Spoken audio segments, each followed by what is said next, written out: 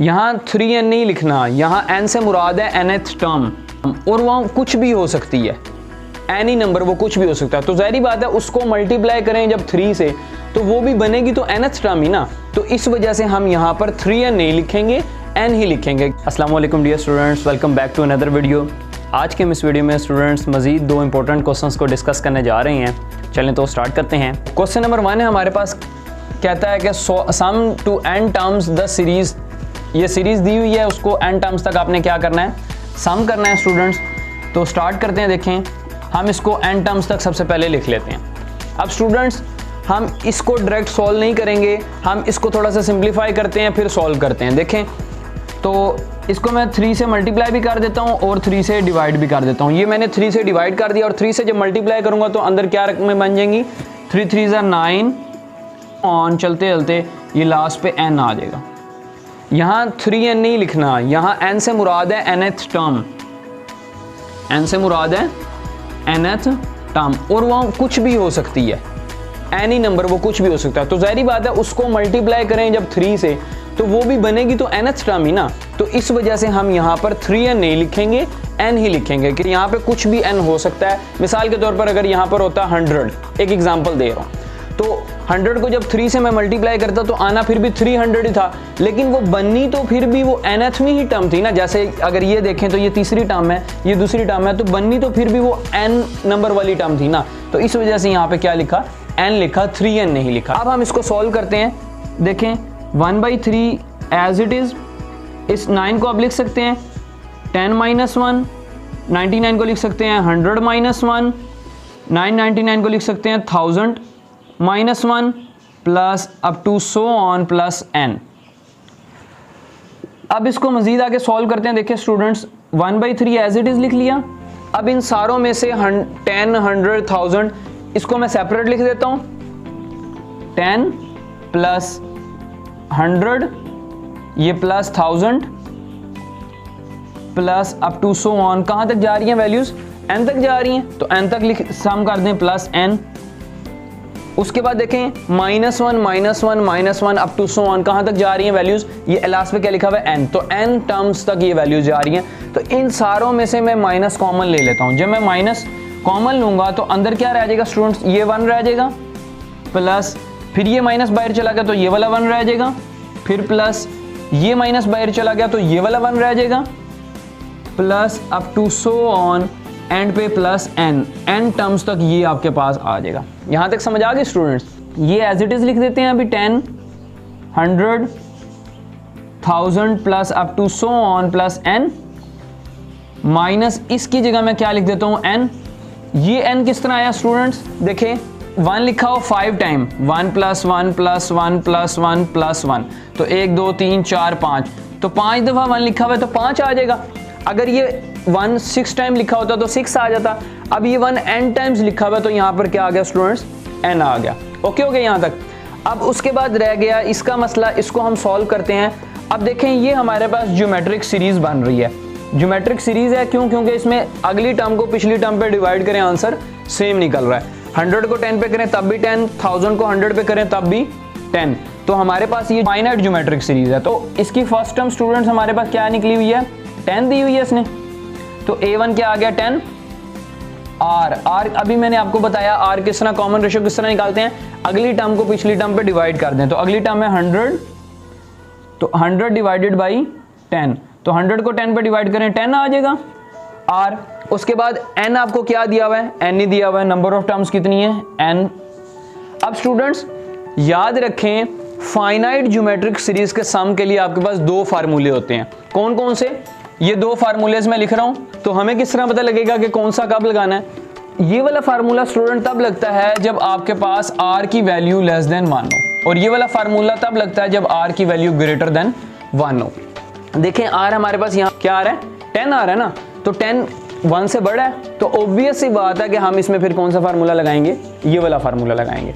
तो अब इसको हम सॉल्व करते हैं। देखें इस फार्मूले से a1 स्टूडेंट कितना दिया हुआ है 10, a1 की जगह पे आ जाएगा 10। r कितना दिया हुआ है 10, 10 की power n -1 divided by r हमें कितना दिया हुआ है 10 -1। तो ये हमारे पास क्या निकल आया, एस एन निकल आया। अब एस एन से मुराद के ये सारा सम ये हमारे पास निकल आया। अब इस एस एन का जो जवाब है हम इस इक्वेशन नंबर 1 के अंदर लगा देते हैं तो हमारा आंसर निकल आएगा। तो हम लिखते हैं इक्वेशन 1 बिकम्स, डायरेक्ट आप लिख सकते हैं इक्वेशन 1 बिकम्स यूं करके एरो लगा के, नहीं तो आपने लिखना चाहिए बाकायदा आप लाइन की सूरत में लिख सकते हैं putting the value of this S N in equation number 1। तो हमारे पास ये इक्वेशन कुछ इस तरह से बन जाएगी 1/3 ब्रैकेट। अब इस सारे की जगह पर स्टूडेंट मैं ये वाला सम लगा देता हूं। देखें 10 की पावर n -1 डिवाइडेड बाई 10 - 1 और माइनस का n, तो ये माइनस का n हमारे पास एज इट इज आ गया। इसको मजीद सिंप्लीफाई करते हैं। देखें 1/3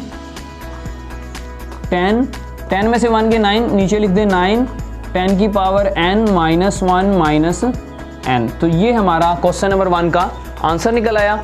अब चलते हैं क्वेश्चन नंबर 2 की तरफ। क्वेश्चन नंबर 2 में कहता है कि if the numbers 1/k 1/2k + 1 and 1/k 4k - 1 are in harmonic sequence then find the value of k। देखें इसने दिया हुआ है हमें। अब हार्मोनिक प्रोग्रेशन या हार्मोनिक सीक्वेंस की स्टूडेंट डेफिनेशन क्या होती है? हार्मोनिक प्रोग्रेशन या हार्मोनिक सीक्वेंस कहते हैं कोई भी सीक्वेंस हार्मोनिक सीक्वेंस या हार्मोनिक प्रोग्रेशन बनता है अगर उसका रेसिप्रोकल जो है वो अरिथमेटिक प्रोग्रेशन या फिर अरिथमेटिक सीक्वेंस बन जाए। मतलब कि ये अगर उसने कह दिया ना कि ये हार्मोनिक प्रोग्रेशन है तो जो इसका उल्ट होगा ना वो अरिथमेटिक प्रोग्रेशन यानी या फिर अरिथमेटिक सीक्वेंस होगा। तो इसका उल्ट ले लें, इसको उल्टा के लिख दें, के ऊपर आ जाएगा 2k + 1 आ जाएगा और ये 4k - 1 ऊपर आ जाएगा। मतलब इसका भी रेसिप्रोकल लिख दिया, इसका भी रेसिप्रोकल लिख दिया और इसका भी रेसिप्रोकल लिख दिया। तो फिर ये क्या बन जाएगा? ये अरिथमेटिक प्रोग्रेशन या फिर अरिथमेटिक सीक्वेंस बन जाएगा जस्ट डेफिनेशन के मुताबिक हार्मोनिक प्रोग्रेशन की, कि अगर हार्मोनिक प्रोग्रेशन है तो उसका रेसिप्रोकल जो होगा वो अरिथमेटिक प्रोग्रेशन बन जाएगा। यही मेन पॉइंट है इसमें। ओके होगा स्टूडेंट्स।